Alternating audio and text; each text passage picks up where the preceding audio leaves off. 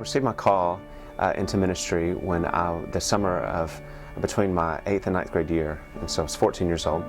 I was at a youth camp, and I remember being at the last night of youth camp, and there was like an altar call going on, and I remember going to the altar to pray, and I just really felt the sense that God was calling me into the ministry. And I remember thinking, well, that can't be true. I'm 14 years old, and that just seems really young. And my brother, as I went back down to sit back down, my brother came up to me, who was there. He's a year younger than me, and he actually comes over and puts his arm around me and says, "Hey, I just wanted to see how you were doing and pray for you. I just feel like God's really dealing with you about something pretty serious." And I just broke down and started crying. I mean, I've never experienced something quite like that before. And so for like the next couple months, I was in this stage of like, hey, you know, I'm going to be in the ministry and all that other kind of stuff.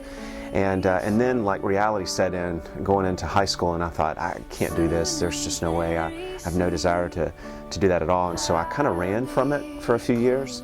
It's not like I ran from God necessarily, but I just kind of said, hey, I'm not going to do the ministry thing.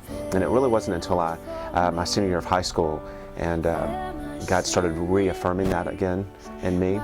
And when I decided to go to school at Auburn, He opened up a door for me to do student ministry at Auburn United Methodist Church, and that's pretty much where it started from that point on, is where I started working there and started realizing that this is what God had gifted me to do. When I started feeling the call into ministry, I definitely struggled with that quite a bit, because I felt like I was too young. I just didn't feel like I was gifted enough as a speaker, and I definitely didn't feel like I was organized enough to like run anything, and so it was just very overwhelming, and I started kind of doubting that call as I went through it for the next couple years. It was like, there's no way God called me to do that. It was probably just my mind thinking about it because I just liked being in the youth group or whatever. So my senior year of college, I was at a crossroads in my life. I was trying to figure out, okay, what am I going to do next? And obviously I had been working at Auburn Methodist for the past 3 years and been interning in youth ministry, but I wasn't sure if I should still do youth ministry. I'd always had the aspirations of going to law school. My dad's a lawyer and following my dad. And then I also thought, well, maybe I should do seminary. And so at that senior year, I started going through this crossroads of what do I need to do. And for a while, I started, exploring the option of doing law school, or maybe even just doing seminary, until I could figure out exactly what God was calling me to do. And it really wasn't almost until the end of my senior year, when summer was hitting, and I started interviewing at some churches.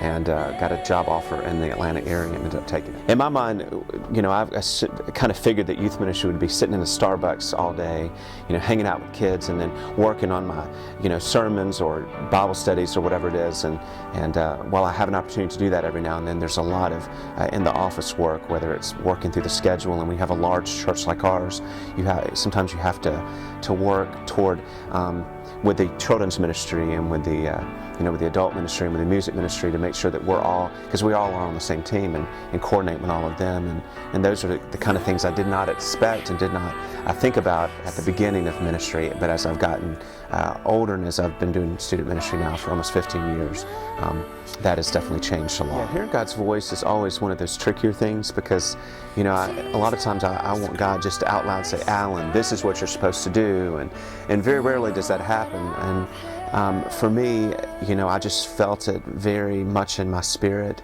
I could just really sense it. But when I felt that call when I was 14, I actually remember leaving the altar going, well, that probably is just my own self thinking that. It's my thoughts, because it sounds like it would be really cool. And God affirmed it by bringing my brother over to me and saying, I feel like God maybe is revealing something to you tonight. Can I pray for you? And that's what did it for me. I think God just does that in certain ways, whether it's maybe somebody says something to you that just affirms something that you've been thinking, or maybe you're praying and you just hear it in your spirit, just know that's got to be God, or maybe you're reading a passage of scripture and something strikes you and you just go, that's got to be God. I've been thinking through that anyway. And then what I always just say is that, if God's calling you to do something, I always say to seek the Bible, and if it's something that God's calling you to do and it goes against His Word, then it's not God calling you to do that.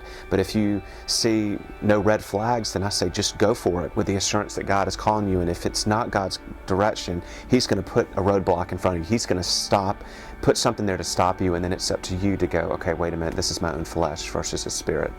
While ministry is draining sometimes and very emotional at times, and it's very up and down, it's also the most rewarding thing that you could ever do, to be a part of that call that God has placed on your life.